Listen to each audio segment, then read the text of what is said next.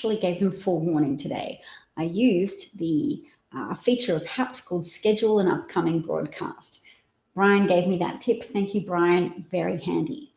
There's so much to talk about today. I have no doubt that many women in America are going through some challenging emotions because a law has been enacted in Texas, and the Supreme Court, by declining to take up a legal challenge to this law, a pre-viability abortion ban in Texas, they've effectively said, ignore Supreme Court precedent, ignore so-called settled law. The thing that many women presumed would come to pass has indeed come to pass, and Roe v. Wade is now freely ignorable, and more Republican-governed states will likely follow suit in Texas's footsteps. And Texas is no small state. It has a population of 29 million people approximately, even though the cities, the urban centers of Texas overall voted for Joe Biden. There are more areas of Texas where rural conservatism dominates. And not only rural conservatism, but a kind of white-centric ethno-nationalism that often propels people's devotion to abortion bans, whether they know it or not. There's been research done on how segregation motivated people to find a cover story for inflaming their voters about the injustice of treatment to unborn children. And the whipping up white religious people up into a frenzy over protecting the unborn or being warriors on behalf of conceived embryos for women who didn't intend to and didn't desire to fall pregnant, that could serve as a political wedge that would give conservative parties more power and better enable them to achieve a resegregation agenda. So another Supreme Court decision deemed to be settled law is usually the Brown versus Board decision, whereby American school segregation was deemed to be against the law and unconstitutional. And that is likely to be challenged as well, because it is effectively being challenged in a subversive way at the moment. If you look at what's happening to public education, if you look at how Republican facilitation of the pandemic, Republican prolonging of the COVID nightmare that has besieged America for so long, very specific, very willing and knowing prolongation of the pandemic. They didn't have to cater to parents who had been hoodwinked by online disinformation operatives. They could have said, no, we are prioritizing child safety. We are prioritizing ending the pandemic. We are going to keep up mask wearing as the Delta variant takes hold in the United States. We are going to introduce vaccine mandates to encourage and promote adoption of vaccination. They did not do opposed vaccine mandates or enacted laws to ban vaccine mandates and ban mask mandates in schools. So by extending the pandemic, by exposing American children to danger, American teachers to danger, American healthcare workers to danger, but also the danger of, sorry, why has my screen gone dark? Thing not plugged in. It's only got 19% left. I have to deal with this, otherwise we won't get anywhere with this broadcast. But I will stop and say that Bob's here saying hello, Kimchi is here, hello, and Molly's here saying hello from Pittsburgh as well. Very lovely to see you all. I'm just going to trifle for a moment with this though. Oh, yep, I pulled it out of the wall. What if I,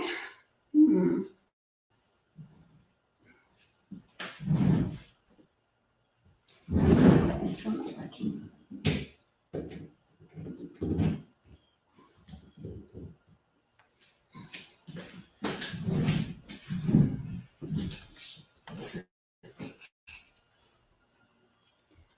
Still doesn't look like my battery's plugged in.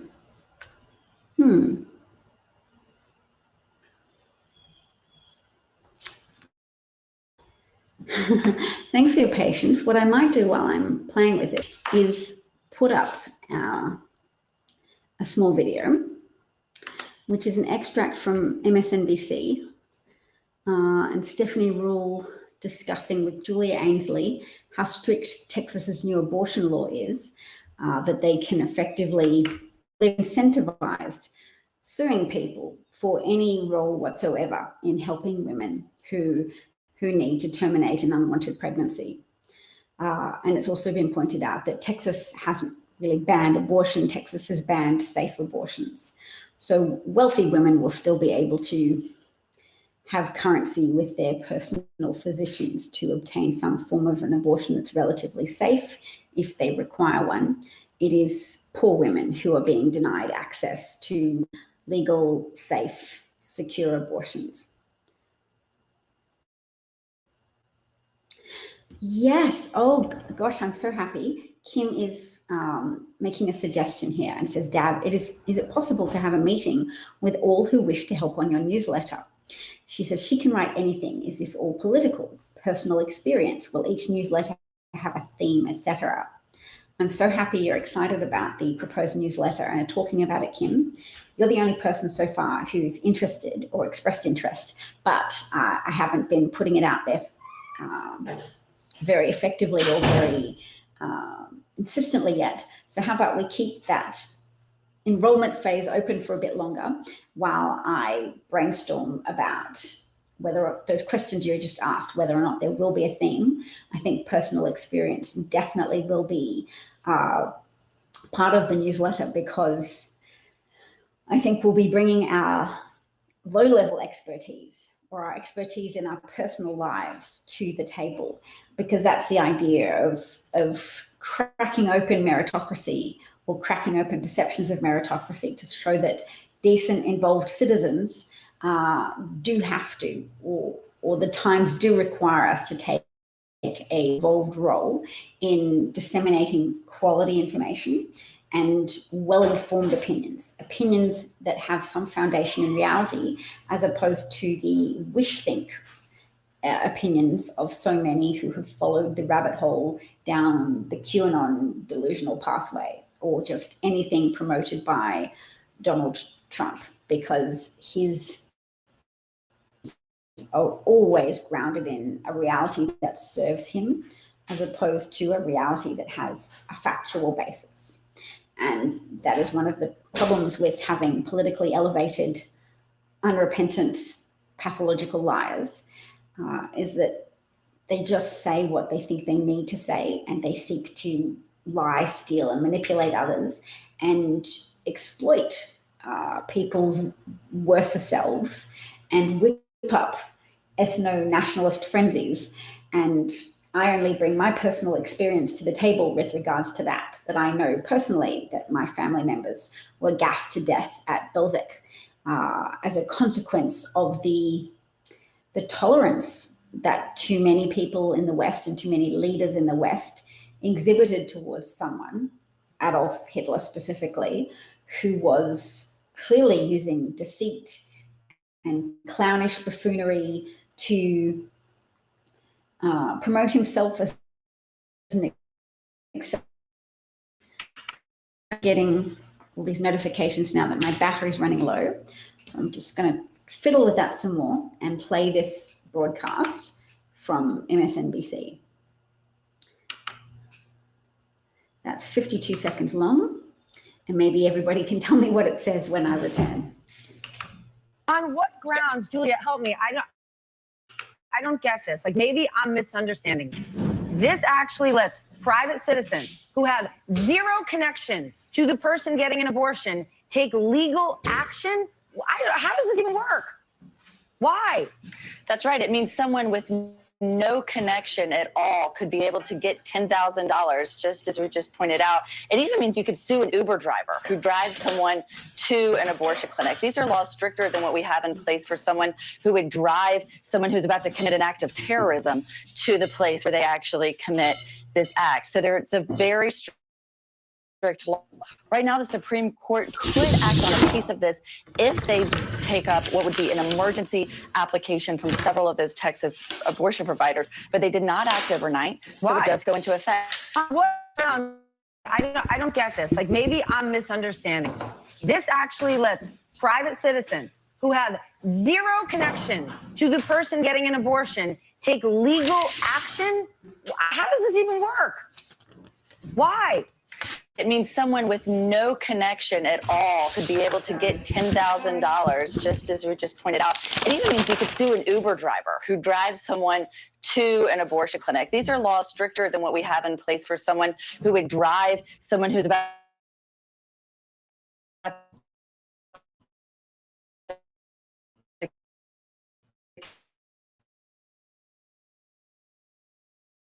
they see Back. So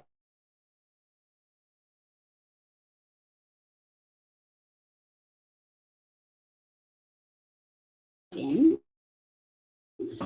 Kenny, Melissa, back. You may. Oh, there we go. Bob is here. Bob says the good news. Be able to get 10 Illinois and Michigan. abortion clinic Uber driver who drives someone to an abortion clinic, stricter than what we have in place for someone who would drive someone who's about to commit an act of terrorism to the place where they actually commit this act. So it's a very strict law. Right now, the Supreme Court could act on a piece of this if they take up what would be an emergency application from several of those Texas abortion providers, but they did not act overnight, so it does go into effect. On what grounds, Julia, help me, I don't get this. Like, maybe I'm misunderstanding it. This actually lets private citizens who have connection to the person getting an abortion take legal action. Why? That's right. It means someone with no connection at all could be able to get $10,000, just as we just pointed out. It even means you could sue an Uber driver who drives someone to an abortion clinic. These are for someone who would drive someone who committed an act of terror. Still going. There we go.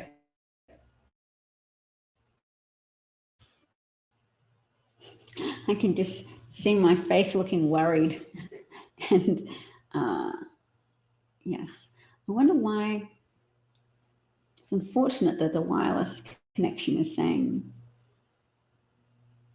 oh, now it's saying slightly better. I was really hoping I could, having moved into a home with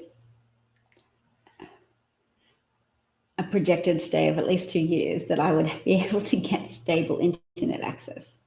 Let's see, it might have improved now. Oh, Kim says clear. That's good to know. Okay. All right, I'm gonna stop presenting that Twitter. But what did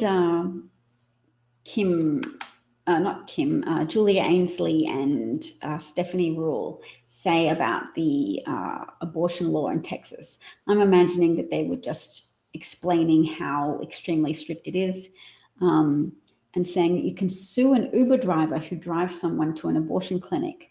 These are laws stricter than what we have in place for someone who would drive someone who is about to commit an act of terrorism. So yes, women who want an abortion are the new terrorists in Texas, and it's unlikely to be limited to Texas. I will bring something up on a graph.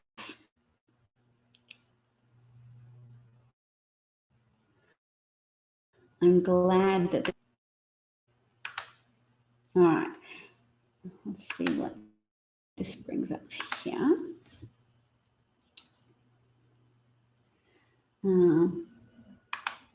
It says that the Delta wave is deadlier in Trump country. So the average COVID deaths per 100,000 population since July 31st, 2021 in counties with populations greater than 10,000 people. So this is the vote share of at a county level of how many votes Trump got. So if he got less than 20% of the vote, then there's only been 4.89 deaths per 100,000 population. Whereas if in areas where Trump got between 80 to 100% of the vote, there are approximately 15 deaths per 100,000 people.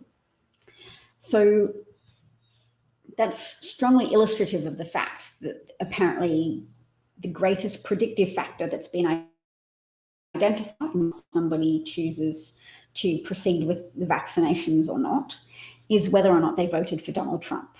So a Trump vote is basically a badge to indicate buy-in to a whole raft of propositions that are incongruent with public health and public safety. If you believe Donald Trump, then you're likely to believe or have believed at various stages a bunch of different contradictory ideas. You will subscribe to the idea that COVID is an overhyped, beat up by Democrats and the evil Democrats and the evil left media. You will have also subscribed to the idea that COVID is a potent biological attack from China that illustrates the weakness of Democrats.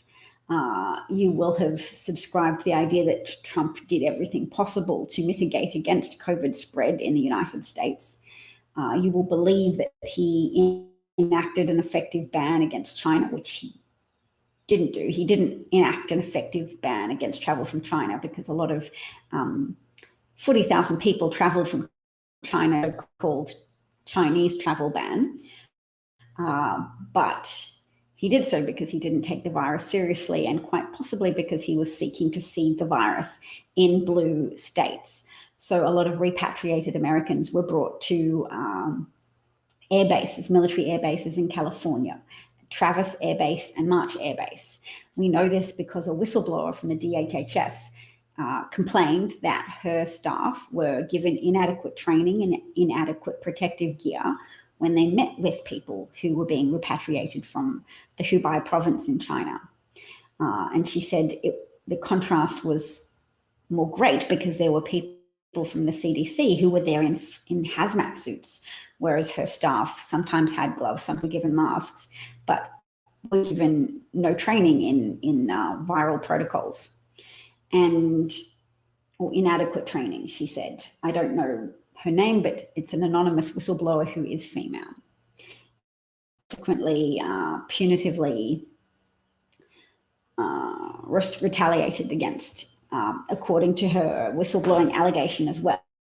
That Trump appointed Secretary of Labor Alex Azar promised to investigate, and he is unlikely to have investigated that particular situation thoroughly because, as many of us suspect and as much evidence exists to suggest, the Trump administration was a self-promoting criminal enterprise that was building towards a theft of democratic power, whether by a violent coup or whether by inadequately executed plans to destroy America's postal services, whilst making every effort to segregate American votes into two categories. One, rejection of mail-in voting as a method of voting, even though Republicans before Trump used to often avail themselves of opportunities to mail-in vote because Republicans are on average older voters and often enjoy the opportunity to mail in a vote rather than wait in line and stand up for periods of time. And Trump tried to extend between a Biden skew mail-in voters of people who were legitimately afraid of COVID, and voters who would be irrationally complacent about COVID, irrationally dismissive of COVID risks, and who would therefore be more comfortable with voting in person. And when you take that in conjunction with all the Republican-controlled legislatures across various states who passed legislation that mail-in votes, even if they arrived early before election date, would only be counted after the in-person votes had been all counted, setting up a situation to fit into Trump's narrative that all the votes counted first were legitimate and that votes counted later at nighttime were clearly part of an illegitimate effort to steal the results of the election from the rightful winner, Donald J. Trump. So does that make people that's what it is, Donald, non-violent the election?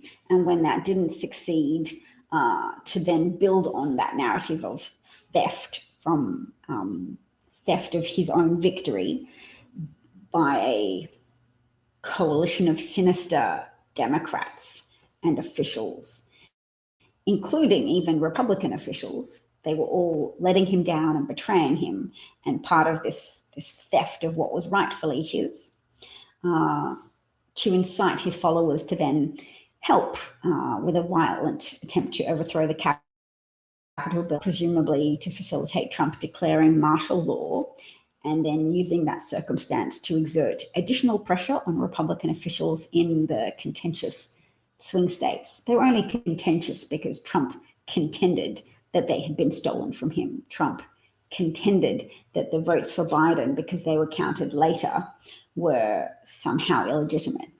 Trump's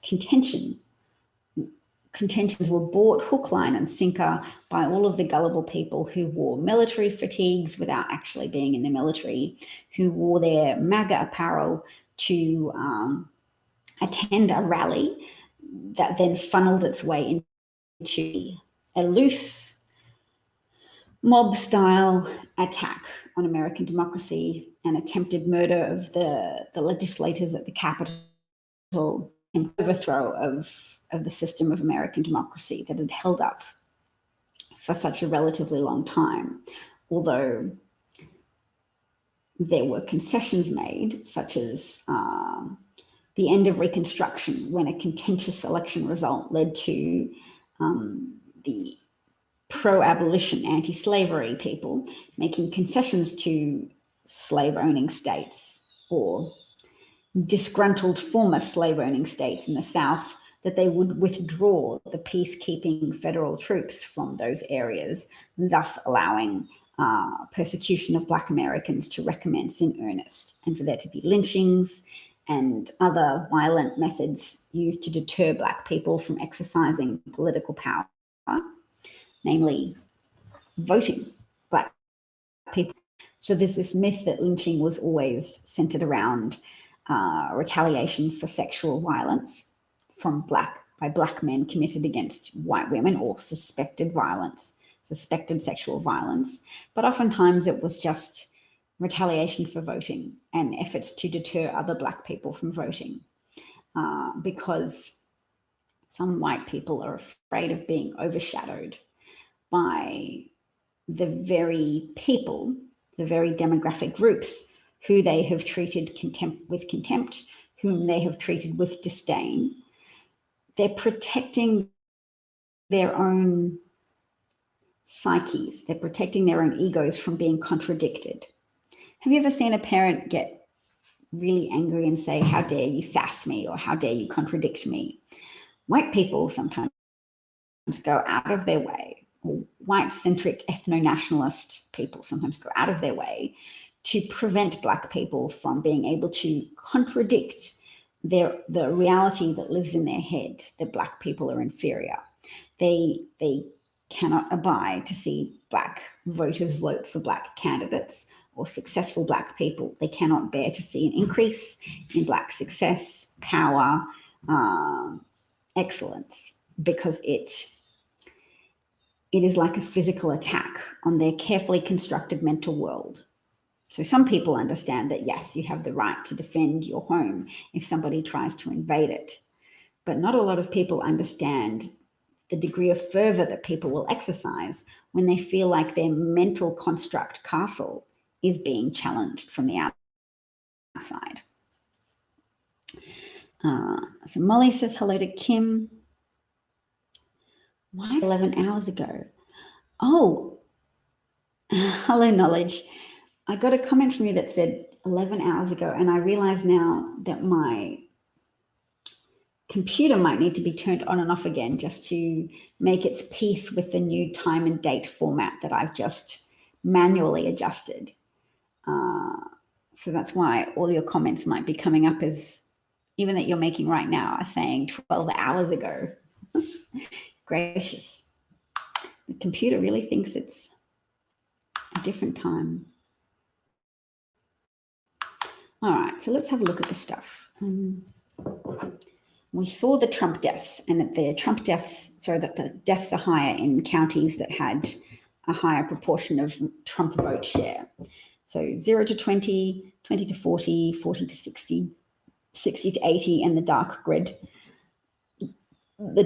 column is counties that have an 80 to 100% Trump vote share in 2020, and they have 14.89 average COVID deaths per 100,000 per 100,000 population. All right. The New York Times says Republican governors, some of the leading stewards of the country's response to COVID, have resisted vaccine and mask mandates even as cases have surged, in a sign of how the pandemic politics of the GOP base have hardened.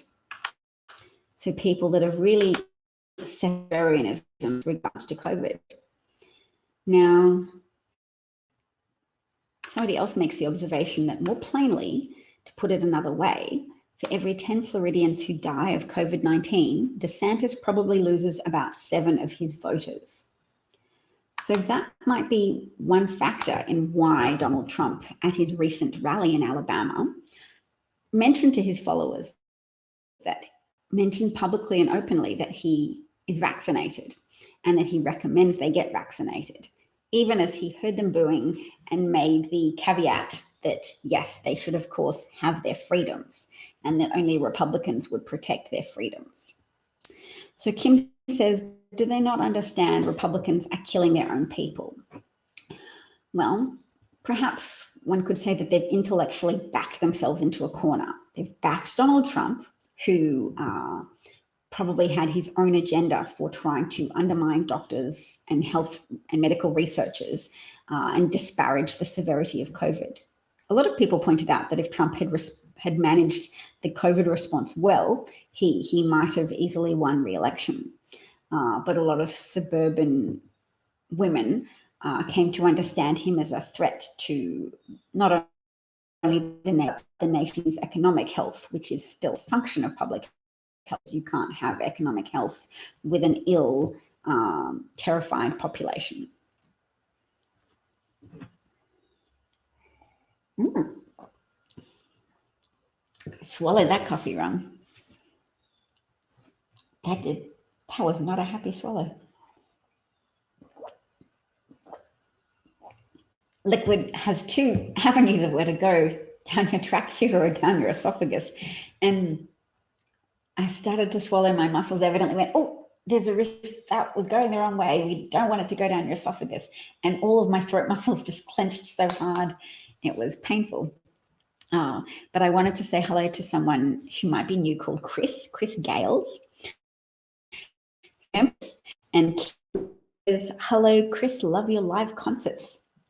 That makes me feel like doing something musical. I want to check if my husband's in earshot, because he'll complain about my singing if he can hear me sing, possibly. Performers, we're all sensitive. If we think somebody might be critical, we're like, no, I'm a delicate flower. I'm shutting up shop. But sometimes I do sing a little bit if I was in front of someone who's actually musical. as in gainfully employed as a musician. That might be interesting. Molly said, whatever happened to Americans really doing the right thing as their civic duty? Well, a lot of Americans to a very toxic, selfish, and short-sighted ideology. Actually, I'd call it an ideology, but it's more of a tribalistic collection of impulses centered around the idea of preserving white dominance, even as evidence continues to emerge that white dominance is slipping at a demographic level and that America is heartily on track to become a majority-minority country. So a lot of white people are no longer supportive of American democratic ideals. They fear being outperformed, and they fear mental constructs challenged. People can be as protective of their own ideas as they are protective of their own dwelling. So you would defend your house from attack. Some people are so afraid of having their ideas challenged and their own mental constructs of white superiority challenged. They think they need white people to be in power. They think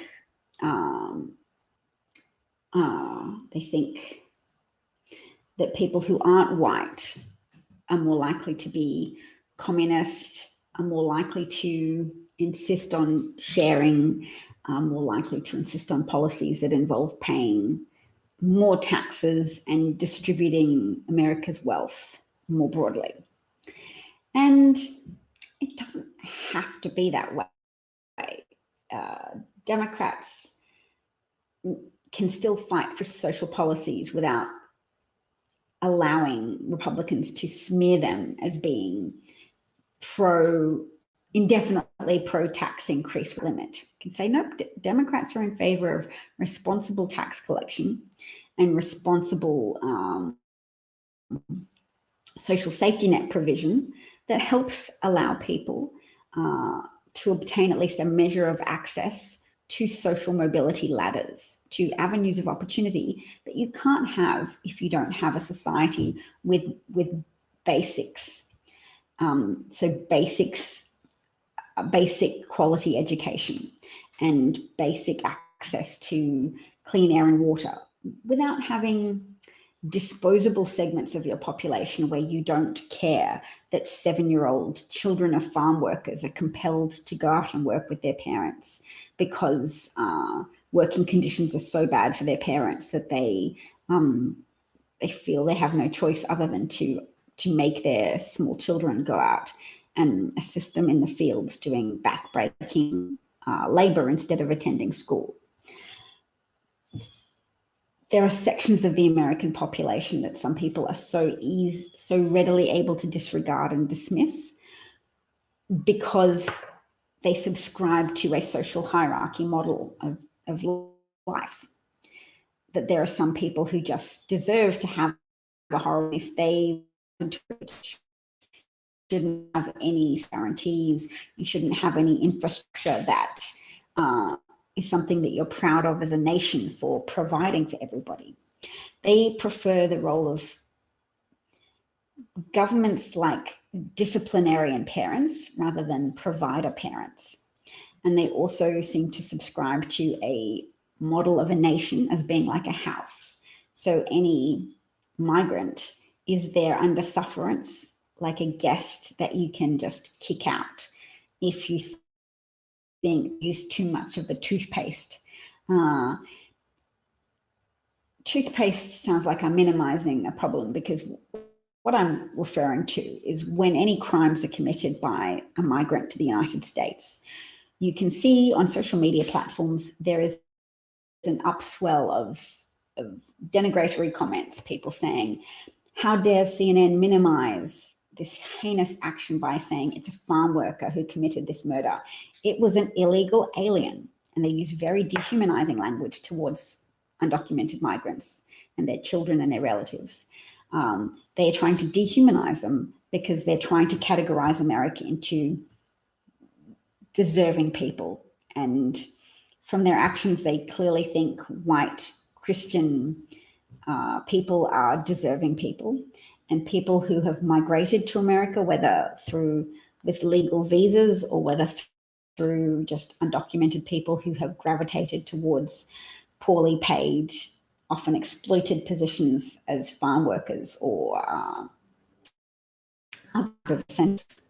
You'd think America understood now after COVID that there are various essential workers that the economy as a whole is dependent on their participation.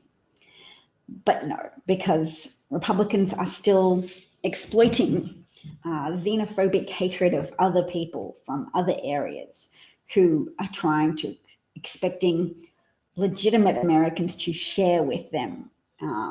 And any crime committed by any member of that population is indicative of the need for more exclusion and expulsion and harshness, and a president like Donald Trump prepared to avail themselves of the type of hate rhetoric that you need to make a nation firm enough to treat these people with the severity that they clearly deserve.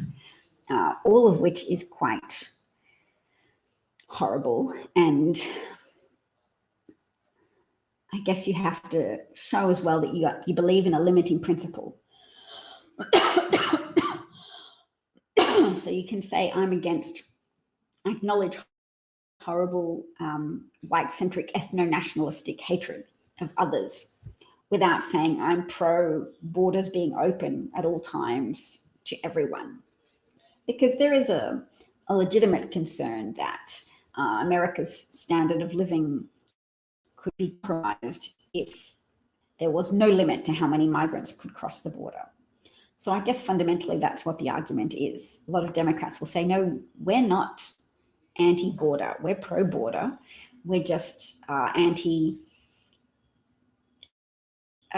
being heartless as a deterrent. We're anti the forcible separation of parents from children, to act as a deterrent to other migrants, to say, look how cruel America's prepared to be to families, to parents and children.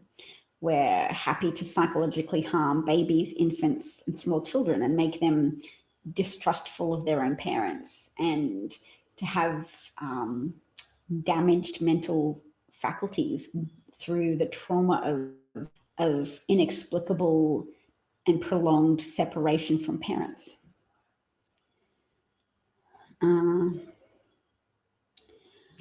There's a couple of points being made in the comment section, so I've missed them. I'll scroll up and have a look.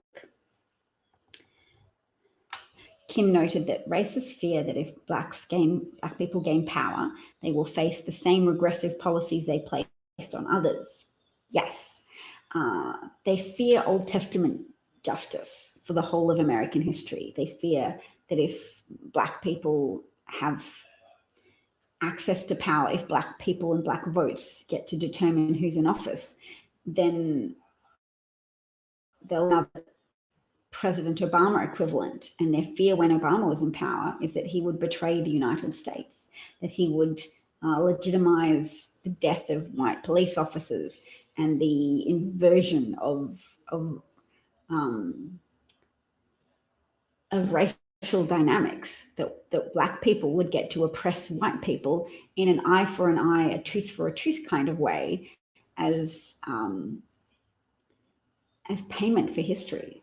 So that idea that white people often say to black people, hey, this slavery's not around anymore, I'm not sorry for what my ancestors did, get over it. That's that very dismissive and cruel phase, get over it, when the abolition of slavery was certainly not even the end of slavery in the United States, nor was it the end of injustice, persecution, and intolerable levels of brutality and disenfranchisement. Get over it. Get over having less wealth because your grandparents were excluded from having access to a mortgage, from being able to obtain a mortgage. Get over it that large banks won't lend to you even now as you try to open a business. But all those people who say get over it are really projecting, because they're the ones who need to get over their deepest fears that if Black people are allowed to vote in full strength, if Republicans stop gerrymandering and trying to bring in compulsory forms of voter ID that would exclude Black people who were born when hospitals were so segregated that many people weren't born in, many Black Americans were not born in a hospital and didn't obtain formal birth certificates. So those older American voters who happen to be Black, who happen to have lived through Jim Crow, would be excluded from voting. And older conservative Black voters have high turnout rates and are a key backbone of the Democratic Party. Molly says also, the US is a mixture of immigrants. We always will be. We have people from every country. I think white people just need to buck up and embrace it. Well, the good, Molly, is that Trump in office was a galvanizing factor in public opinion with regards to immigration. So people at least told pollsters that they supported immigration in greater numbers when Trump was in office. Because people have said, oh, why is Biden not reversing Trump's immigration policies yet? And the answer to that is Biden's political instincts are finally owned, and he understands the damage that a secretly right-wing skewed media can do to his ability to hold power, his ability to hold office, by playing into and amplifying the fears of many Americans that they will see their standards of life, that they will see the wealth they experience diminish in some way if there are if more migrants are allowed in the country, and they often play into people's misunderstanding of the contributory role of migrants to American innovation, entrepreneurial standards, economic growth, etc. They don't understand that you need an influx of migrants to a certain degree to keep the economy humming along in its customary American way. Because America overall is a model of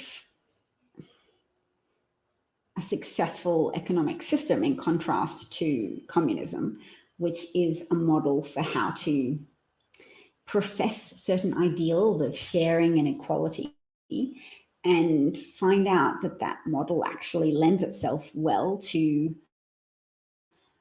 in the hands of the most ideologically pure and also the most violent enforcers of purity dynamics, and put those people in power and render it ever more oppressive. Communism has inevitably led to violent conflict and very systemic oppression and man-made famines and man-made loss of quality of life in every country where a communist system has been adopted. Molly notes that Union Project is housing 2 families from Afghanistan, and we've already got phone calls threatening us. So I guess that's another function of people to. They're having to expend so much energy in resisting the evidence that COVID was mismanaged, and that Republican governors and Republican leaders continue to mismanage COVID, continue to extend and make the pandemic worse and make consequences worse for everybody with the misfortune to live in a Republican-controlled area or adjacent to a Republican-governed area. And those people have so much energy that they're trying to use to fight off those realizations that they experience rage. The rage should be at the Republican governors or even at themselves for being gullible. So they have to sublimate that rage into something else. And Republican leaders say, we've got just the thing. We've got just the target for your sublimated anger, rage, and helplessness and fury. Migrants, take your xenophobia and use that accept all the things we will now tell you about how COVID prevalence in our area is actually due to an influx of undocumented migrants. Nothing to do with our ban on mask mandates, nothing to do with our ban on vaccine mandates or vaccine passports, ourselves, and everything to do with the invasion of people of different skin color.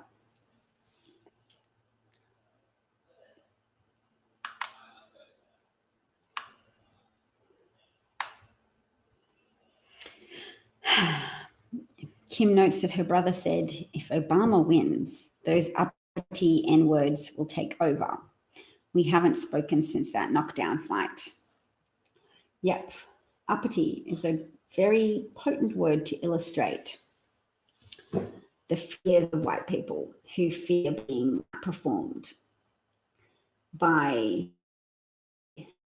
to themselves equals, with the audacity to strive for excellence in a world that logic dictates white people are at the top of the excellence pyramid and will never be knocked off that perch of superiority and excellence and higher levels of wealth. So even seeing a middle class or well-off Black person is often very threatening and intimidating and angering to a racist white person. There was a viral video a few days ago of a white man yelling at his white wife to get in the car, Erin, because she had evidently been harassing a Black couple that she didn't know at a petrol station.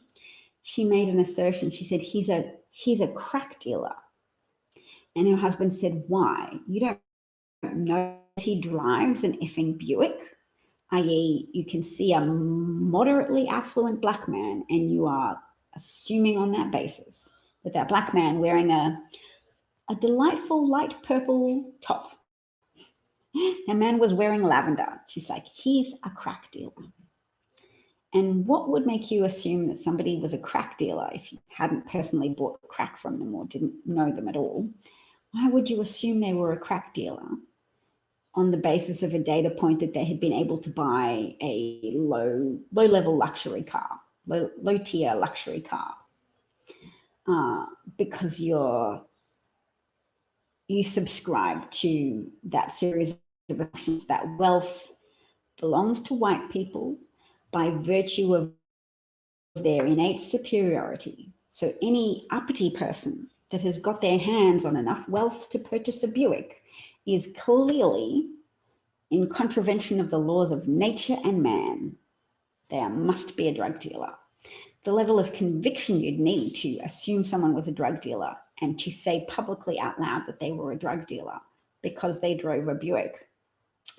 That's some pretty solid convictions. And as I said before, people will defend the integrity of their mental constructs, their mental architecture, with the same ferocity with which they would defend their home from home invasion.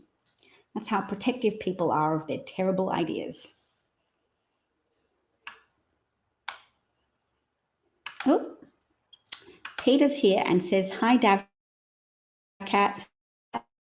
I have started to schedule a forthcoming broadcast function, and I like it. It's good, and I think it gives my audience a little bit more notice that I'm going to broadcast, which is a convenience I owe them big time.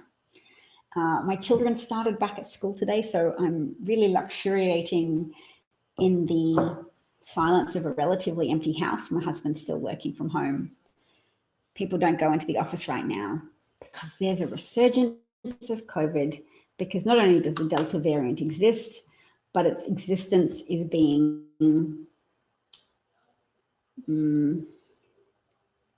pandered to.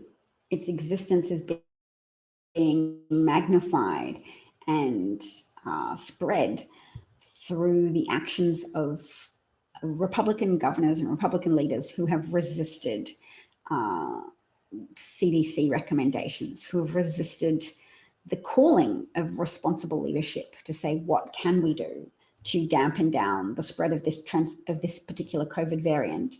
Instead, they've listened to the dictates, not of their conscience, but the dictates of the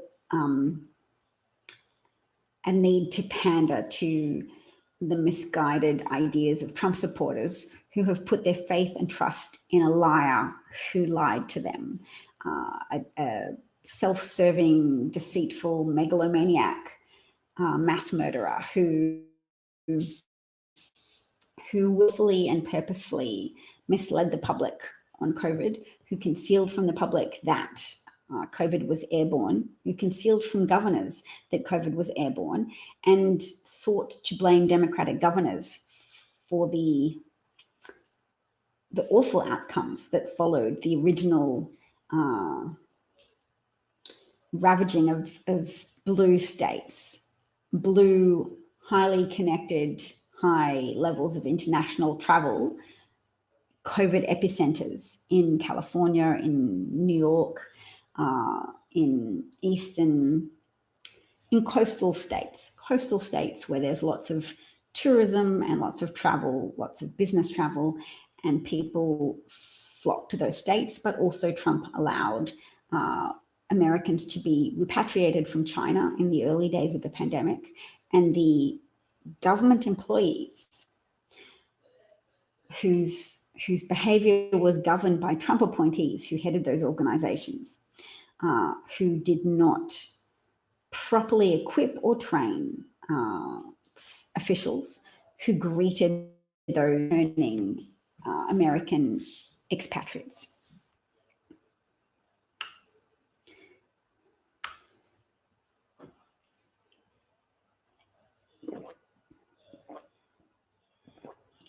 Kim says, threatening people for taking in refugees, Republicans have jumped the shark. I still fear for our democracy, not out of the woods yet.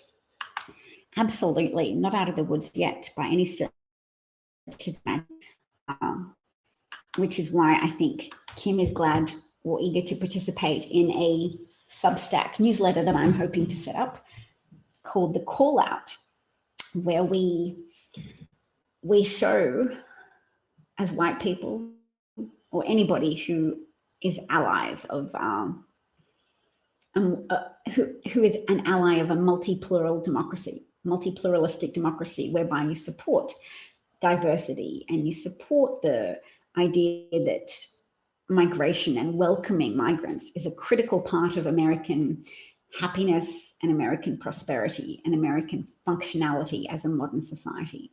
And when you accept that, rather than embrace the nihilism of fascistic migrants or Mexicans or other people or Jews, you often get fascists rejecting Jews for having a culture of helping migrants and welcoming migrants and advocating for migrants at a legislative and at a community level.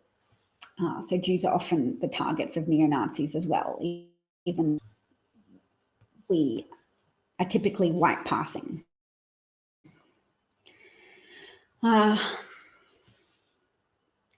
So yes, that newsletter is going to be called The Call Out. I've already signed up with Substack, which is nice. You don't have to pay for signing up to Substack. So you can have a free newsletter. If it gets wildly popular, you can offer a subscribing function, I guess. So while it's in its incipient stages, while it's not yet wildly popular, I'm offering for anyone who wants to contribute to the newsletter. It would be something we could put out on a weekly basis or more often if we can. And Kim has already offered to meet and work with me on what this newsletter would look like. Would it have a theme? Would I suggest to talk aloud, to write about our personal experiences? My answers are yes, personal experiences. Yes, we have to humanize these debates, make them everyday, not just using big words I sometimes am tempted to do, like saying ethno-nationalism. We have to talk about the value of migrants and how to call out white people who are behaving badly. We have to call out how racism is not just worthy of condemnation because it's unjust. Racism is also an invitation to corruption. Because when you subscribe to lies about the value of one race over another, you are then more vulnerable to voting for a con artist who validates your bad opinions, who validates your misunderstanding of how the world works, who validates your bad ideas that some race are more than others. So when you believe lies, you are more vulnerable to liars who will not only gain power by lying to you and making you feel like, yes, you finally found someone you can relate to, who makes you feel good about yourself as a person, whose values properly align with yours, whose worldview more closely aligns with yours. But if you vote for a liar, then they already have the practice of lying and gaining advantage through lying and corrupt behavior in other spheres of their life. So because of that racist susceptibility that was given power through through pandering to rural racism, through pandering to across the United States and isolated to the South. By pandering to that racism, American conservative voters managed to empower a con artist whose success was built on a model of manipulating others and stealing from others. So stealing from banks by lying about the value of his assets, misrepresenting his assets to overinflating the value of his assets for banks and underinflating the value of his assets to taxation authorities. And a habitual lie like that becomes so inured to lying, so desensitized to conscience, that they are then capable of causing death and devastation if it helps them advance in their agenda of staying one step ahead of the law and always one step ahead of consequences.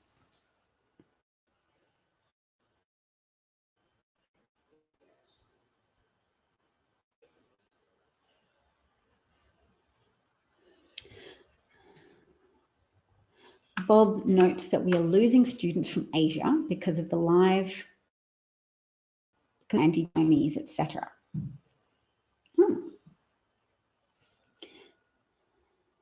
Yes, that makes sense. Same with Australia as well, losing international students because of the usefulness of anti-Chinese rhetoric from people in power. Not to say that I'm a fan of the Communist Party. I think they're a repressive, mass murdering organization as well. But that doesn't mean I endorse using anti-Chinese rhetoric as a way to deflect from accountability for mismanaging a pandemic. And that's how Donald Trump sought to use anti-Chinese sentiment, even though he himself had very blatantly pandered to the Chinese government initially to say that they were handling COVID fine. He just wanted their signature on a trade deal that he was going to use to wave at the media and therefore try to pop the bubble of criticism that might arise as more journalists might have felt compelled to report on the manufacturing recession that occurred in 2019 while Trump was in office as a direct result of Trump's misguided toxic masculinity trade wars, whereby he lied to the American population about who pays a tariff, what tariffs are from.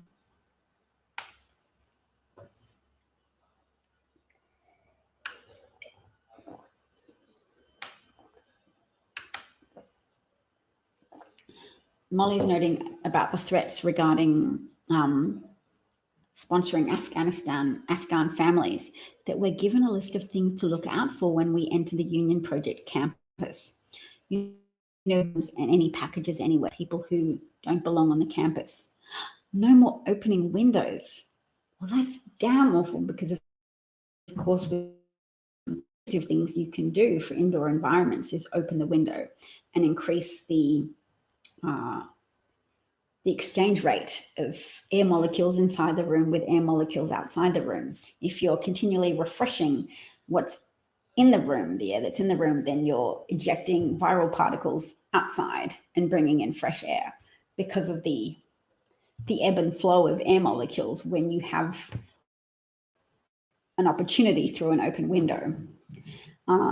So that's really awful that Republican bit terror threats against your organization leading to an increased risk of illness and death within the grounds of your organization, the Union Project.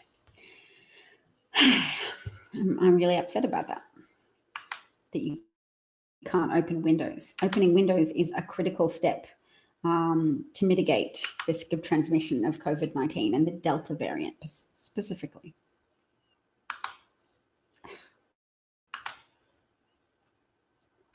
It says my internet connection is unstable again. I apologize if I'm freezing. Bob also notes that his brother believed that Trump was sent from God. He's an evangelical Christian. This is a condition that predominantly affected white evangelical Christians, but some Black evangelical Christians also succumbed to this rationale that Trump was sent from God and that Trump was the only person willing to bend the threat of having to share American things with migrants or go hardcore in deterrence mode against potential threats to America. So it's not true. I mean, Trump negotiated with the Taliban. He wanted to bring them to Camp David. Trump's negotiations produced a release of 5,000 Taliban prisoners from Afghan prisons because that was what Trump agreed to with the Taliban. So he very much perpetuates and amplifies threats to American military service members. He put a lot of Americans in fear that he would start a war with North Korea because of his toxic masculinity posturing. But Trump voters didn't suffer emotionally at all from Trump's propensity for escalation of rhetoric with adversarial nuclear armed nations. They were like, no, he's sent from God. He's not going to start a war. He's peaceful. And luckily, Trump was so competitive with Obama that he wanted to have a Nobel Peace Prize as well. That at least helped him delay starting a war with anyone. And people have now reported, some of the generals who were still connected to Trump during the last days of his administration have noted that Trump was desperate to start a war with Iran in the closing days before Biden's inauguration. He was desperate to start a war with Iran because when you're at war, then that's a good excuse to not participate in the transition of power because of extreme circumstances. Look, we're at war. Drop a nuclear bomb on the United States. Clearly, and Biden now. So yes, Trump would have murdered hundreds of thousands, if not more, of Iranian people to serve his goal of staying in power at all costs, of staying able to appoint a Department of Justice head, to appoint an Attorney General leading the Department of Justice, and therefore evade prosecution for any number of crimes committed against the American people or against American institutions.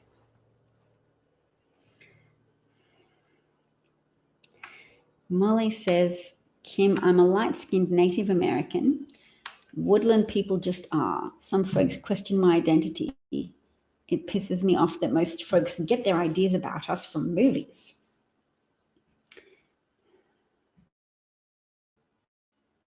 People who've made a journey from a position of complete ignorance to less ignorance about all things American, including Native Americans, but also including matters of discrimination, injustice, denial of opportunity for people of color and Black people in the United States. Native Americans, the persecution of Japanese Americans during the World War II internments, all manner of things. I've been on a learning curve. So I don't want to say don't be pissed off. My ignorance But sometimes I hear people advocate for calling in the ignorant. But for that reason, I characterize people as being incidentally ignorant. And sometimes I'm going to characterize them as being purposefully, incorrigibly ignorant. So there's a degree of ignorance where you've encountered people trying to tell you to do better, that you're participating in justice, that your ignorance is no excuse and you need to inform yourself and exert yourself to learn more until you stop facilitating bigotry and facilitating the negative outcomes of police brutality or institutional racism, deprivation of economic opportunity, to stop participating in and facilitating all those things. But some people will die on that hill. And with COVID, some of them will literally die on that hill. And I was much struck by someone telling me that a lot of public swimming pools in America were closed after the introduction of desegregation. So knowing that public pools would have to become open to Black people, many white people in power chose to close those public pools, to cut off access to public swimming in order to be able to continue depriving Black Americans of that opportunity to swim. They chose to defend that mental and emotional construct of white superiority, of white purity, that white purity should remain untainted by contact with or sharing with Black Americans. So what did I want to say? Pieces, people who are at least capable of change. And not to say that that distinction is intractable and that people are always in one camp over the other. I'm hoping to talk to a man, what's his name, Greg, who expressed an opinion on Twitter, and I said, you simply must come on a broadcast with me and talk about this, because he expressed a belief that you don't have to dismiss people as incorrigible, that people are sometimes more open to change than you think. You just haven't found the way to do it yet. So I'm in favor of white people calling out other white people, not to just judge them and position ourselves as morally superior. I don't want to promote that as a pathway of addiction to asserted righteousness, whereby we just get off on condemning other people as terrible, bad, awful racists. I only want to invite the way to invite people to be better. Now, in America, I've met some people who were so stereotypically nice that I want to say, snap out of it. Stop avoiding conflict. Sometimes you can tell yourself, conflict never does any good. You never persuade anybody. You never change anybody's minds. But I have lived experience to say otherwise. And out of principle, I also dismiss that argument. I say people are capable of change. We are capable of influencing each other. Sometimes shame is a tool. When you shame someone and you say your actions are worthy of condemnation, sure, sometimes you can promote or you can provoke a fake apology, but sometimes you can provoke reflection and growth and change. And we need that change. We need to at least mobilize decent people to stop being passive in the face of destructive, nihilistic, white-centric ethno-nationalism. And by that, I mean accepting and making it easier for white people to get away with doing bad shit. I like that I forced myself to put that more simply after I said it with the $5 words. $5 words, stop passively facilitating white-centric ethno-nationalism. Plain English, white people, it is incumbent on us, no wait, it is our duty to stop helping white people get away with bad things, because it is like public schools, like public swimming pools that were shut down rather than, not all public swimming pools shut down, but the public swimming pools that shut down because of white leadership that couldn't tolerate the idea of white purity being besmirched through allowing equality of access to both Black and white American citizens.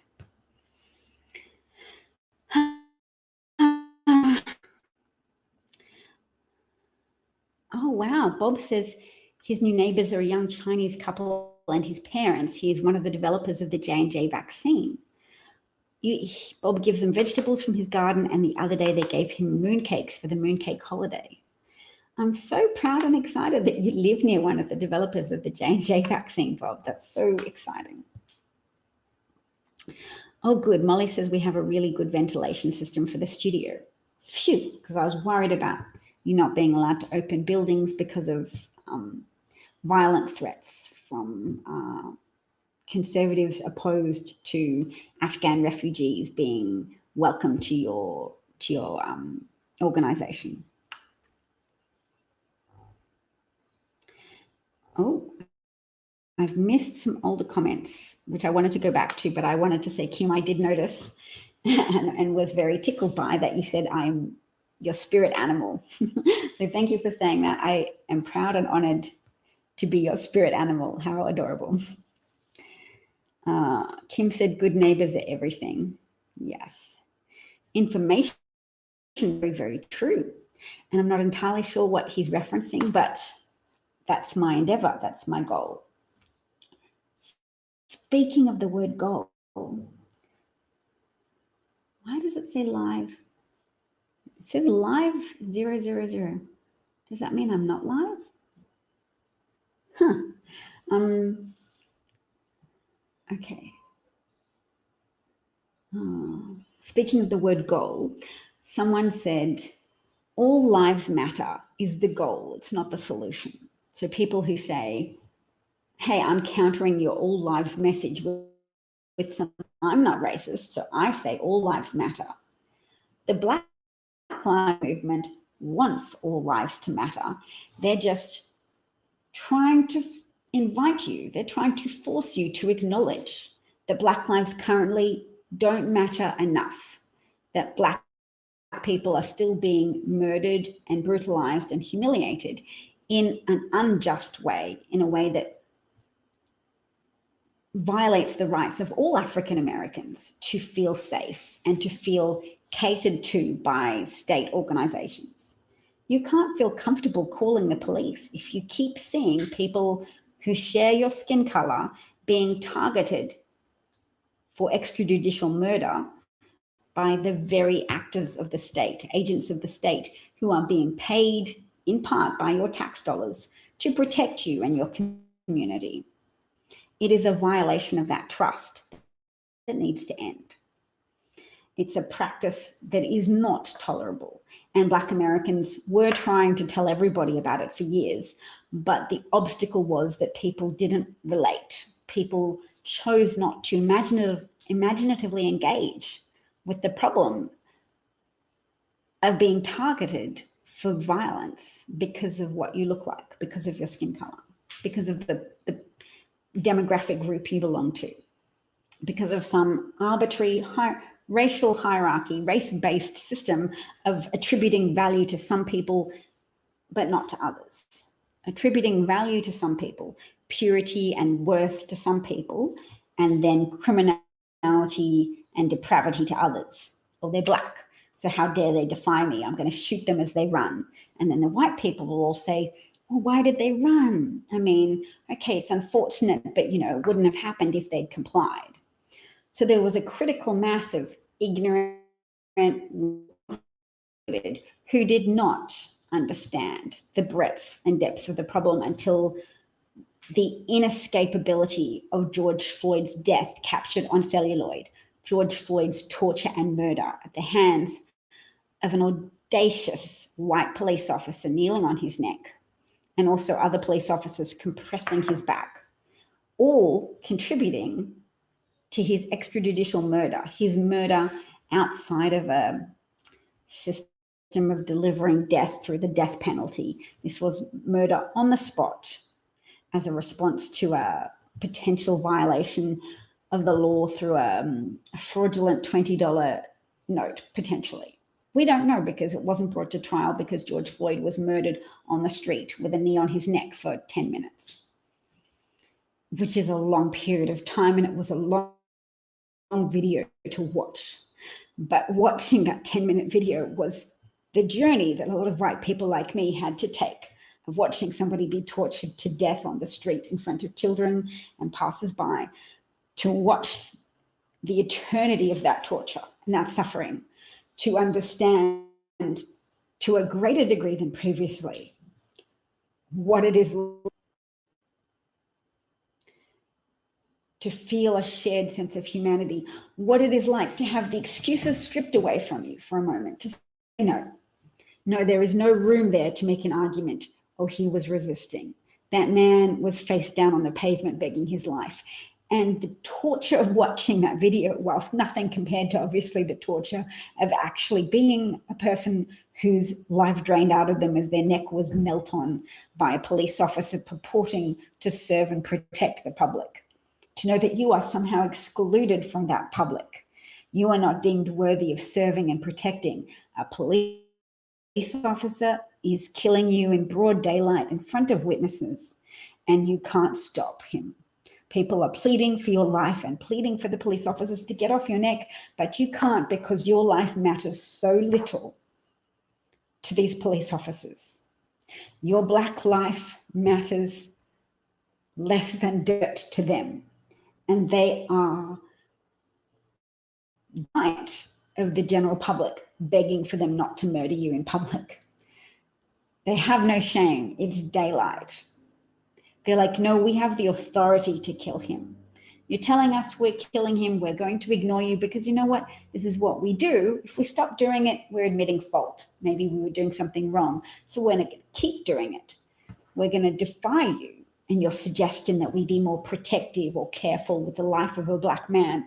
We are going to continue to kneel on his neck and kneel on his back as he's face down, handcuffed in the middle of the road. And that was how a lot of white people joined the protests, the social justice protests, what many white conservative people now dismisses riots. Their perception of what happened is inflamed by Fox News showing footage of riots in Spain or replaying footage over and over again of the same part of Minnesota police station burning down when the likely arsonists were white extremists. In fact, yes, I think the only people tarred out of the police station were white anti-authority people who wanted to instigate a second civil war. Neo-Confederates, white Neo-Confederates. That's what they call the boys.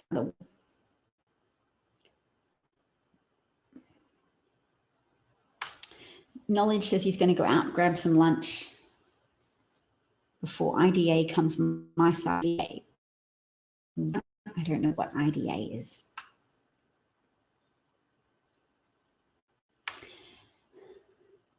A neighbor once said to Bob, a neighbor's wife once said to Bob, that she hated that we had Hispanic neighbors. I said that they were the nicest neighbors I have had since living here. Burn. Yes. Oh, Kim has a good question. Would you want to trade places with a person of color? That question should be a starting point because no one can honestly answer yes. That's a wonderful point, Kim. Would you like to write about that for the call-out newsletter? And that could be your starting sentence of, let's just ask people that more, because it cuts to the heart of it.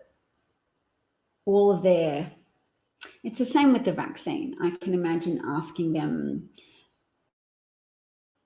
that if Trump was still in office, if Trump had really won the election and his Operation Warp Speed had continued into Operation Warp Speed rollout, would you have participated in Operation Rollout Warp Speed with Trump in office? And you might not get an honest answer, but there's always a continuum of degrees of capacity for honesty and insight and self-reflection. So some Trump supporters may be more capable of it than others.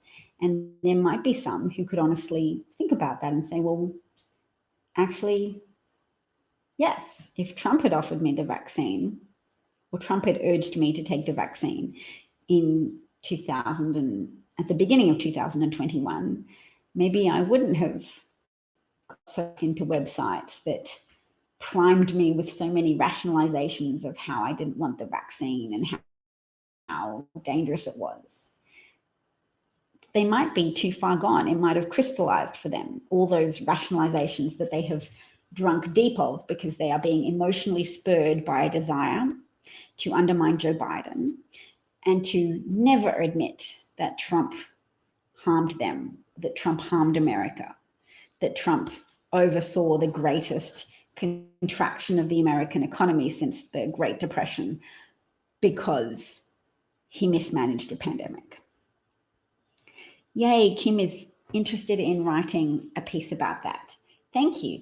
And Bob, if you want to detail any of your interesting neighbor anecdotes into a short piece, this is nothing fancy. This is just a Substack newsletter that I'm trying to put together called The Call Out. It's the call out. It's literally white people and any people of color who feel motivated to join in with their own experiences and their own thoughts on the matter of how we can be good allies and what we can do. When I was younger, I didn't want to raise my voice because I felt as if everybody else was always saying more important or more potent things than me, or I couldn't repeat what had already been said. And now, because of fascism, I can see that it doesn't matter anymore being original or even being that insightful. You have to make an effort to make your contribution if it's propelled and motivated by decency, because indecent people are often very passionate. The human imagination is powerful, and people with very misplaced ideas are often keen to get them. And in the face of that passion, in the face of fascist style enthusiasm, decent people can start to retreat and feel shy and withdrawn and maybe even a bit depressed and defeated. And yet, and despair is one of their key performance goals. When fascists get people so upset they despair and are rendered inert through their despair, that's like a little tick victory box for them. You can't do it, it helps them. They're like, haha, our enemies are passive and despairing. So it takes a lot of mental energy to avoid being despairing and disheartened when people who are actively working against the public good achieve success. Like when the Supreme Court gets to just quietly overturn Roe v. Wade, actively neglecting to rule on a challenge to abortion rights in the state of Texas, so that the state of Texas gets to get away with putting a bounty on the head, a $10,000 publicly subsidized bounty on the head of anybody who participates in helping a pregnant woman get an abortion. Now, look, my favorite form of birth control is birth control. I believe in preventative public strategies to prevent abortion. That's the most effective way, but it cannot be the only way. You have to have a fallback option of abortion because people get raped. You can't use preemptive incest for rape. You can't avoid all cases. You can't wishfully think your way into avoiding all cases of reproductive coercion, whereby abusive partners interfere with their female partner's birth control. You know, take out a pill, stick holes in condoms. People might be unheard of to some, but abusive men have been known to do that to trap their female partners and prevent them from leaving by increasing the likelihood that they will fall pregnant and so have to stay in an abusive relationship. It's called reproductive control or coercive control. Coercive control is more broad and can involve finances as well as emotional abuse. And reproductive control is often a subset of that coercive control.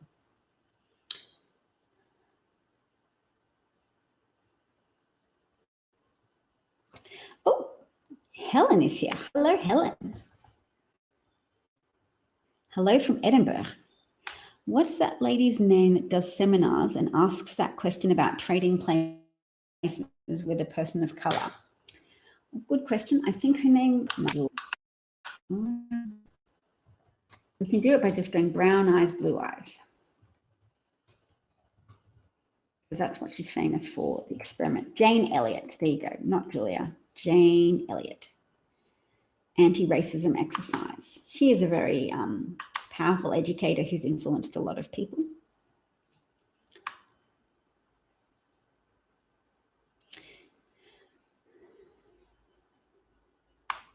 Yes, coercive criminalized in Scotland. Well done to Scotland. That's a real step forward for protecting women. And you have to have special protections for women. You can't just advocate for equal rights. You have to advocate for protective conditions that respect the fact that women are biologically different. You can't force interfering with his birth control, because as of yet there is no medical steps for a man to participate in to regulate his reproductive faculties. Although, yes, a woman could secretly put holes in a condom to impact a man's reproductive outcomes as well. So I take it back. Actually, there are ways to be coercive with a man's reproductive abilities. But at the same time, any baby that results from a consequence of interfering with a man's effort to control his fertility, introduce a baby into his body. You're still not introducing against his wishes, a zygote that will develop into a fetus, that will develop into an unborn child, that will gestate into a fully grown baby that then gets born. Oh, Ella's here. Ella the bunny mum, and she gave me a high award. Thank you for the high award. I can't even see how long I've been broadcasting for, but I think it's been, I know, because I started at 11, didn't I? I'm so spoiled having my children out of the house for school. So that is very exciting. And another high award from Helen as well. Thank you. Nice to meet you too, Ella. And Bob. Bob with an appreciate award. Thank you, Bob. I appreciate you too. Reminds me to thank all of the Patreons as well. Sometimes I forget that it's still even operational. I have withdrawn. Can you believe it? It's been 3 years of broadcasting, and I didn't have a Patreon account for a long time. 3 years of broadcasting, though, I raised $5,000 over that time. And I know it because I emptied the Patreon account because I moved to America with the intention of buying some more equipment, which I still will do. And it was more money than I thought, because I forgot that American dollars have more value than Singapore dollars. So when I looked at my account and I said, oh, yes, there's some money in there. So thank you to all of the Patreons over the course of those 3 years who made that possible. I know there's a bunch of people who just gave what they could, and that I was so honored you elected to give money to me, an Australian who just felt extremely passionate about what was happening with American politics, because that is also indicative of what would happen around the world. And I think the consequences of people listening to Trump and Trump being in office has been a factor in the death of hundreds of thousands, if not millions of people around the world as well, because despots like Bolsonaro of Brazil have taken the political viability of taking a contrarian stand against public health expertise and saying the doctors are lying to you. COVID is not a big problem. We are more pragmatic about the deaths, and it's not very many, or it's mostly elderly people, so you can just wear it, and you should value the economy over public health. which was always a lie because the economy does not exist as separate to public health. The economy is still dependent on public health. And when public health falls into the toilet and hospital systems get overwhelmed and people begin to die secondary deaths. Has anybody heard the term secondary deaths before? That is the deaths that occur when hospital systems are so full of pandemic patients that you cannot get treatment in a timely fashion for other problems. So you cannot get an early cancer diagnosis and your prognosis is therefore worse. You might die much sooner than you would have otherwise if you'd been able to get an early diagnosis and treatment. Or if you have a heart attack and there are no available ICU beds, or you have a stroke and there's no available ICU beds because the pandemic has been allowed to ravage your country unchecked because of exploitative, manipulative leaders who abuse their audience with statistical deceit by saying things like, oh, well, it's only 1% of the population that might die. 1 in every 100 people dying of people who get a disease is bad when it's a highly contagious pandemic. So if no mitigation steps are taken and everybody gets it, what's 1% of is 3 million people. 1% of 331 million is 3 million people. That's a lot of people. That's a lot of loss. It's a lot of unnecessary pain and suffering. And for people who already lean towards social Darwinism, people who already lean towards a sort of eugenic view of, oh, well, if you die, you die. It's probably your own fault. Blame culture makes me feel safe. I'm so overwhelmed with information in the information age that I just choose to believe that if anything bad happens, it's your fault, because I just need to say, I don't want to have to worry about that happening to me. So you brought it on yourselves. If you die, you die. Good people aren't dying. Good people like me aren't dying. White people like me aren't getting knelt on by police officers. So there's nothing that needs to change because it's not happening to me, or I choose to believe it's not happening to me. So COVID prevalence right now is really challenging the ability of conservative white people to maintain that belief that nothing bad will happen to them as long as they believe in Jesus and keep on being white and keep on trusting in Trump, that provides them with an aura of invincibility. They're getting so desperate that they're taking horse paste, which is a medicine for animals, but a medicine that can be used by humans to treat parasite infections. But oh, my husband's hungry. I should feed him. He's capable of getting food himself, but he is also on a series of work calls because, unlike me, he is gainfully employed and he generates the income for our family that actually keeps us housed and fed. So it is my to still help supply him with nutrients. He's hungry and he's ordered some soup because I haven't been around to make lunch. I've been broadcasting for an hour and 33 minutes. All right. Yes, a veteran died of gallstones in Texas because there were no ICU beds available. By the time one became available and he was getting airlifted, they couldn't operate on him just to remove a gallstone that was giving him pancreatitis, gallstone-related pancreatitis. And he had air pockets in his intestines indicating necrosis because there was this blockage. So he was getting systematic organ failure. He died of a gallstone, and it's shameful. He was 49 years old.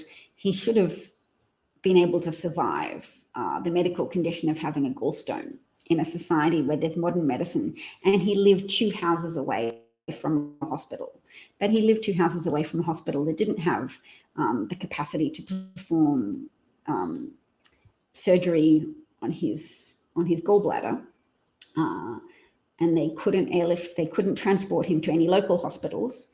The doctor even went on Facebook to say, are there any doctors in other states that have any available ICU beds? And one person in Minnesota said, oh, was it Minnesota or Missouri, said, yes, we have a bed. But then he said, no, I can't get administrative permission for him to be airlifted to our hospital because we're so full of COVID. Yes, the studies on ivermectin show it kills COVID in Petri dish conditions. I mean, lots of things kill COVID in Petri dish conditions. Bleach does kill COVID in a Petri dish condition, and it kills COVID on surfaces, but if you ingest bleach, you can kill yourself. And in the same way, if you try and invest ivermectin to a degree that helps you recover from COVID, you're going to be causing significant organ damage to yourself. And the people that are taking, how do we pronounce it? Ivermectin. They're sloughing off their intestinal lining, and when they think they're seeing rope worms or tube worms in their poo, they're seeing sloughed off bits of their own small and large intestines, because they are reducing their longevity, they're reducing their prospects for living a long life, they're giving themselves significant digestive system damage, potentially liver failure as well. The FDA said, please stop taking horse paste, because it's hard to get a responsible doctor to prescribe ivermectin for you, because they won't do it, because even though one study initially said it showed promise, that study was subsequently retracted on the basis of fraud by the authors. So there are no unretracted studies saying that ivermectin helps, and instead, so doctors won't prescribe it. So desperate anti-vaxxers who are like, no, I won't take the vaccine, I don't know what's in it, are instead taking these highly concentrated doses of anti-parasitic medication in the form available for horses, and yes, experiencing sloughed off layers of their own intestines in their excrement. And children will suffer.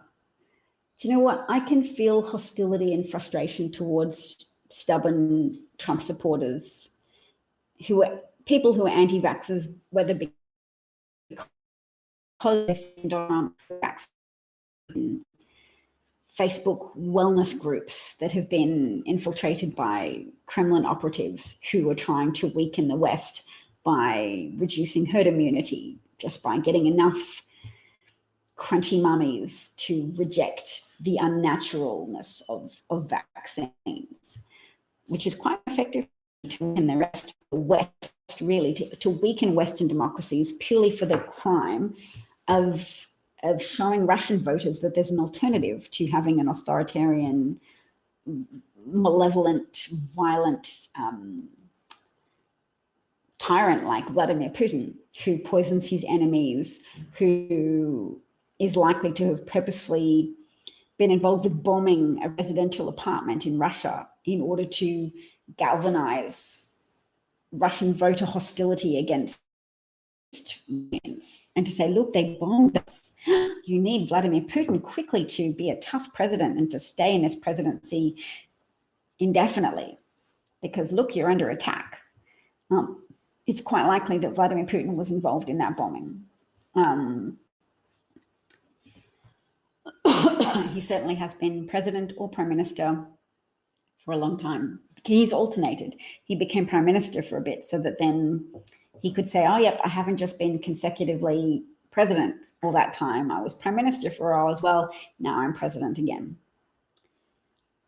They also risk intestinal hemorrhaging. Yes.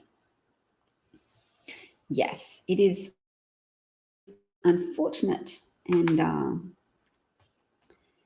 we don't like it. Okay, let's just quickly go through some of these bookmarks that I've got, that I have.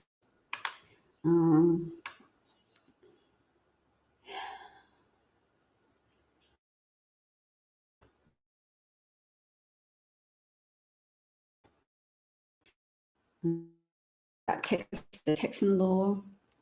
Yes, Texas Republicans really created a taxpayer-founded bounty hunter system for snitching on abortions and abortion providers and women getting an abortion and Uber drivers who may drive women to an abortion clinic, etc.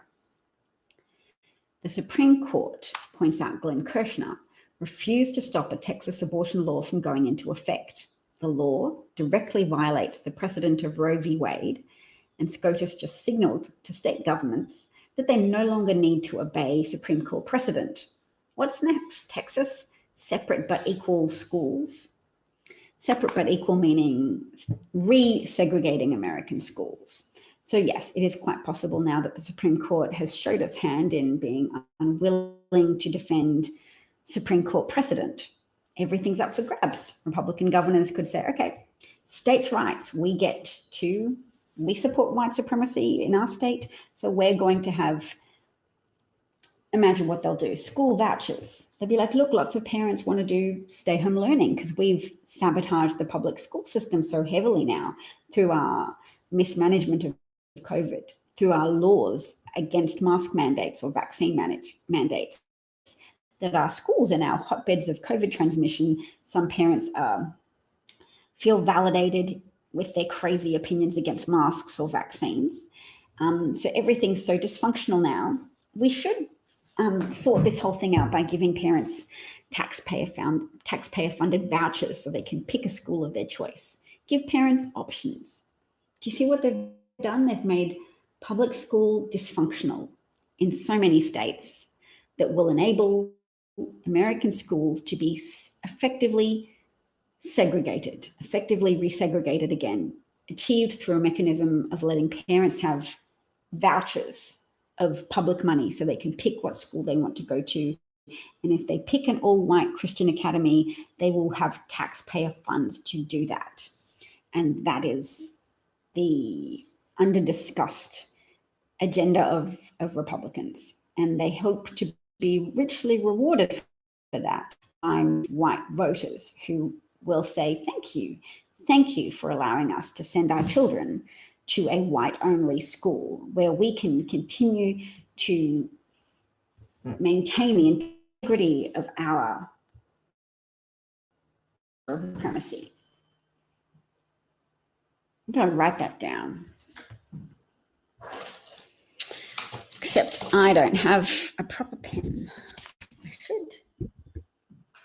I'll use one of my children's colouring in pencils.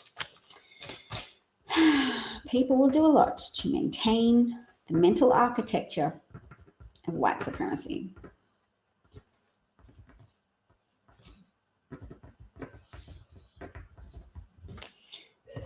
As if they are defending their home. All right. Well, oddly enough, many private schools have mask mandates. Yes. So having school vouchers will allow people to send their children to private schools that have mask mandates. They'll get government funds to send their children to those schools. They'll be called Rutherford Academy. It's going to enable a lot of middle-class white children to get access to all-white private education that they might not otherwise have been able to afford. But now they will have taxpayer assistance to do that. Taxpayer-funded, segregated schools, separate but not at all equal. That's going to suck. And I imagine it's going to be next on the Republican agenda. I'm sure they're already campaigning for school vouchers. I'm going to make sure we put that in our newsletter, the call out Substack, to say, to prime people, say, just be aware, to start pushing back before they even do it, that they have rendered America's public education schools system dysfunctional through their unnecessary and damaging elongation of a pandemic that could have been brought to a relative halt by now. The pandemic could have to a much greater degree, but their embrace of mask mandate controversy, pretending it's so controversial, ignoring the type of people who apparently don't want to wear seatbelts or who don't want to obey drink driving laws because that would be an oppression of their personal freedoms.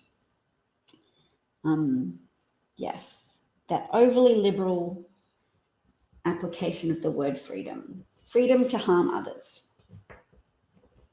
Freedom to be irresponsible freedom to spread harm. Freedom to spread harm. And freedom to participate in ethnic cleansing. Have to try and find the words to be clear about it. Because they tried, it matters so much. They tried to harm Black Americans. They tried to harm people of color, knowing that people of color get jobs.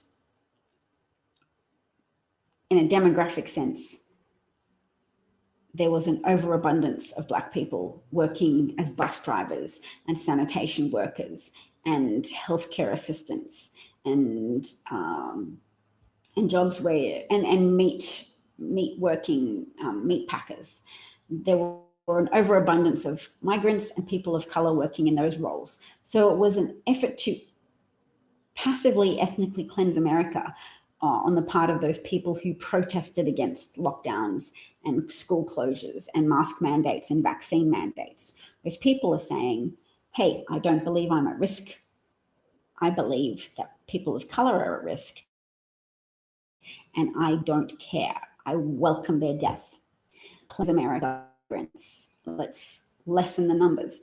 So ironically, it is white conservative. Well, we don't know the proportion of people still. We just know the counties. There still might be Black people in those counties, even though politically speaking, it's a majority of white voters who have achieved that political outcome by voting for Trump. We still don't know the composition of the deaths. A lot of counties stopped collecting racial data. But before, it was evident that a disproportionate number of Black Americans and people of color were losing their lives to COVID. Pablo is here. Hello, Pablo. Nice to see you. Well, not proves of the concept, but passive ethnic cleansing. Good. If you ever find anything of mine descriptive or of value in a descriptive sense, tell me, because I'll write it down. I'll put it in the news. Anybody who wants to can submit stuff. I know already I'm going to be very welcoming and appreciative of anything Kim writes. We are on the same page, Kim. Anybody else who wants to write, Bob, with your good news or your neighbor anecdotes, Molly, anybody who wants to write, feel free. Thank you for tuning in, Pablo. It's always lovely to see you. And I think that's going to be, oh, no, wait, I'm going to show everybody this graphic. Look, this is quite a potent graphic.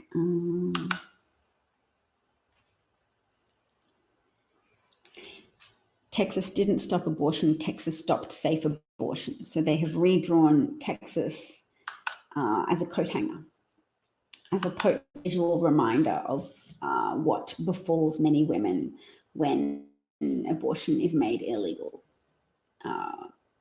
particularly women without the means to pay doctors. And Kim says, I'm going to take a photo. I can't take a photo. I don't have a phone. Kim says, please write. I would be happy to edit anything. Every essay is important. I completely agree with you. Oh, whoops. I forgot to adjust my settings and I've had money up there the whole time. I normally take that away. Sorry, guys. But yeah, thank you very much for support and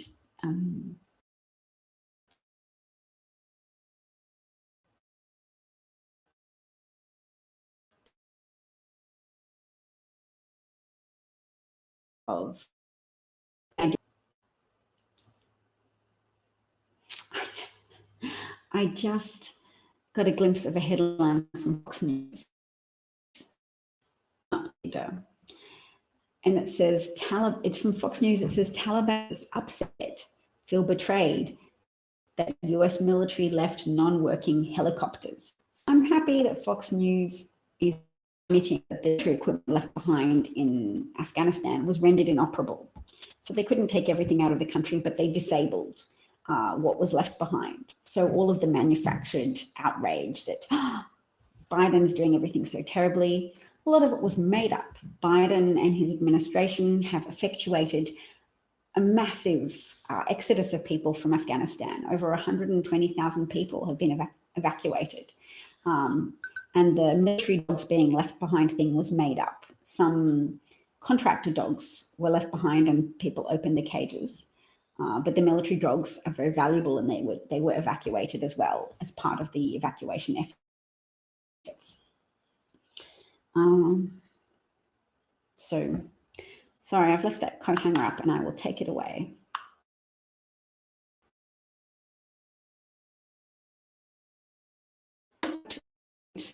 That also been advocating for violence by saying that he is going to ask Donald Trump supporters to come again.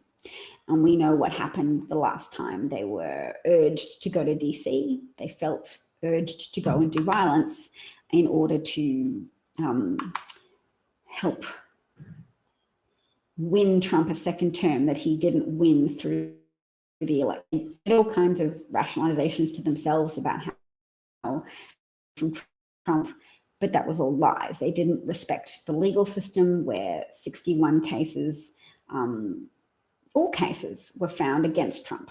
The findings were all no evidence to assert Rudy Giuliani's claims that there was fraud. All of the findings went against Trump. One judge made a determination that the window for counting mail-in votes could be reduced to 6 days from 9 days. That was the only court victory Trump lawyers managed to effectuate. So everything else thrown out of lawyers, and many of them are now being professionally investigated for unethical conduct. So let's listen to Liz Cheney very quickly. Here we go. Can I ask you about Master Cawthorn's comments about working on getting people back to DC? Listen, Cawthorn is using language that's incite violence. And I think ever condemn that, and I'd like to see Leader McCarthy very clearly condemn it and explain how dangerous that is. Thank you, Congresswoman. You ordered some throw honey. I'm still broadcasting. It's been a long broadcast because I'm very happy to have the time and not be interrupted. So yes, that is good news that at least some Republicans are noting what happened. Everybody already knows that there's differential rates of vaccination in pro-Biden states relative to states with a higher proportion of Trump vote. But this graphic shows over time how that slope is becoming even more pronounced, becoming even more hard, because Trump supporters and in their vaccine defiance, and Biden voters are overcoming their own reluctance or fears, and more blue state Americans are getting their vaccines. Oh no.